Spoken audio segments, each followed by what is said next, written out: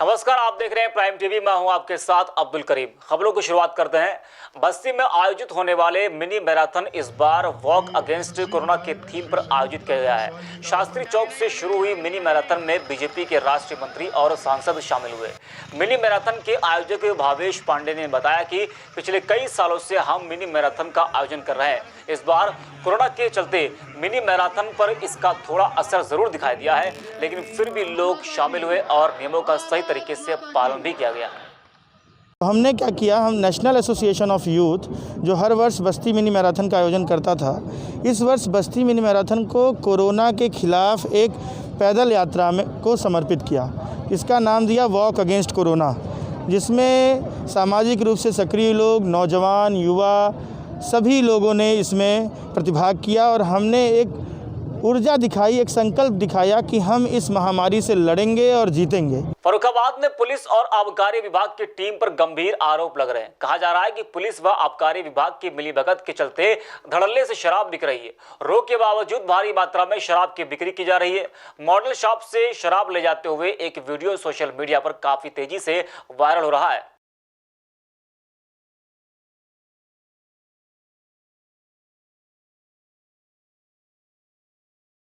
देवरिया में खेती करने वाले किसान इन दिनों काफी परेशान हैं। किसानों की धान की फसल काफी हद तक खराब हो गई है।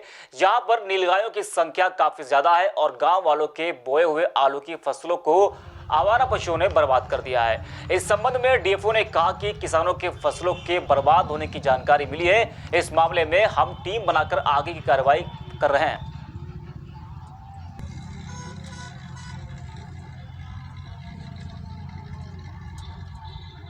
इसकी सूचना प्राप्त होने पर मैंने जो है विभाग के रेंज अफसर को स्टाफ सहित जो है बैकौली गांव भेजा था, जिन्होंने जा करके वहां जो है सर्वे भी किया है और उसमें आगे की कार्रवाई करने हेतु योजना बनाई जा रही है और उसमें आगे जो है जैसा मतलब तब तक जो है जो भी कार्रवाई होगी उसके बारे में आप लोग। हम लोग नीलगायों से बहुत परेशान हैं। हमारी गेहूं की फसल, गन्ने की फसल और आलू और दलहन तिलहन की फसलें एकदम वो खा जा रही हैं।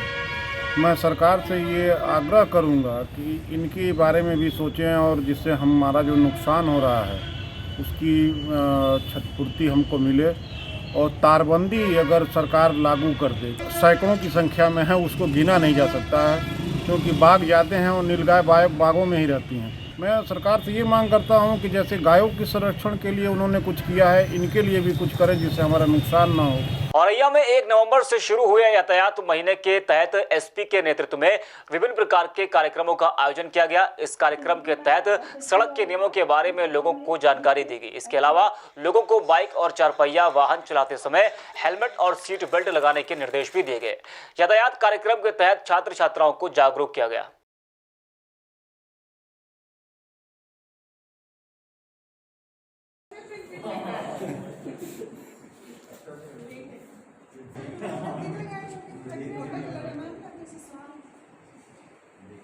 देखिए, नवंबर का माह यातायात को डेडिकेटेड होता है, जिसमें अलग अलग जागरूकता के अभियान चलाए जाते हैं।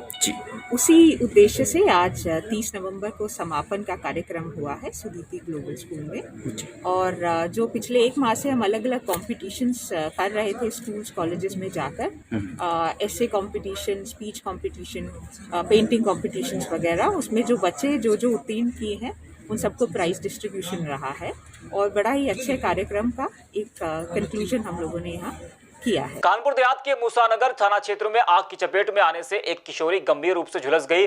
शोर सुनकर पड़ोसी और आसपास के लोग मौके से इकट्ठा हो गए। इसके बाद गंभीर रूप से झुलसी हुई किशोरी को अस्पताल में भर्ती कराया गया। यहाँ पर इलाज के दौरान किशोरी की मौत हो गई।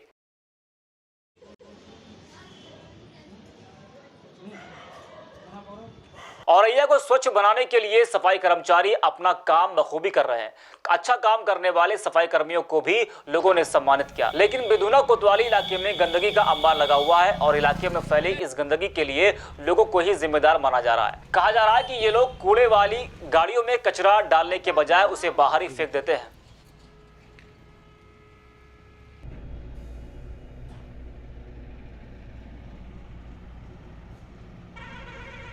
वो फेंक देते हैं, उसको जो है गाड़ी में भरवा लेते हैं। उसके बाद मुनादिया भी कराई गई, लेकिन पब्लिक फिर भी नहीं मानती है, सब फेंक देती है।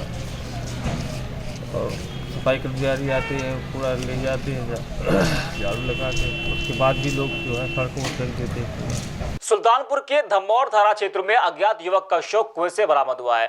ग्रामीणों की सूचना पर पुलिस ने घटनास्थल पर पहुंचकर शव को कब्जे में ले लिया और शव की शिनाख्त कराते हुए जांच शुरू कर दिया है। युवक की हत्या के मामले में ग्राम प्रधान ने भी पुलिस को कुछ जानकारी दी है।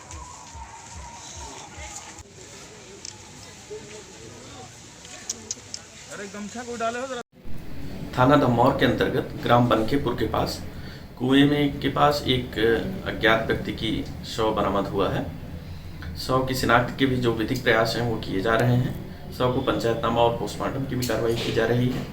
अन्य जो भी विधिक कार्रवाई पुलिस के स्तर से हैं वो सभी प्रचलित है। शांति व्यवस्था की स्थिति सामान्य है। करीब 1 बजे दिन में हमारी मोबाइल साइलेंट हो गई थी, तो उस पर जो है गांव के कई लोगों का फ़ोन आया था। मैं गया था निमंत्रण में, और जब फ़ोन उठा के देखा कि कई बार फ़ोन नहीं आ रहा है, तो देखे तो उसमें मोबाइल हमारी साइलेंट थी।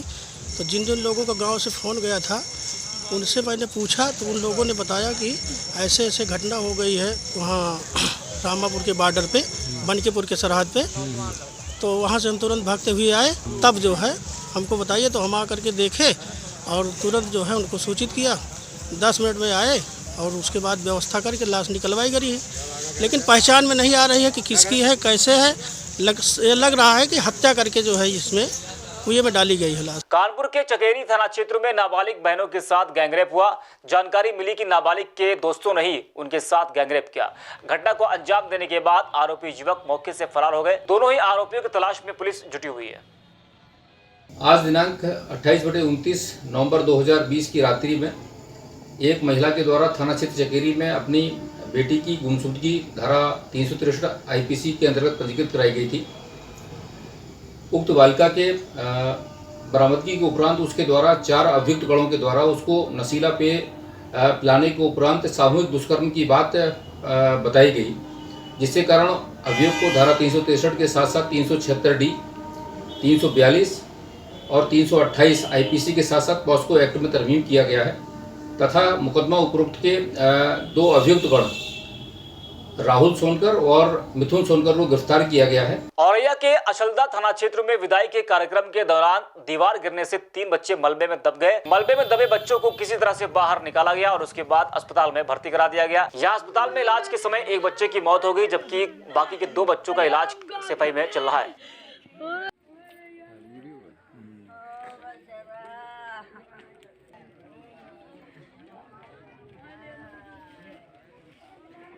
देखिए, थाना अचलदा चौकी जो लगती है इटैली, इसमें सूचना मिली कि उमा शंकर पाल, जिनकी बेटी की शादी थी, विदाई हो रही थी, तभी उनके घर से लगी हुई मनोज सविता, जिनके मकान की कच्ची दीवार गिर गई, जिसमें उनके 3 बच्चे जो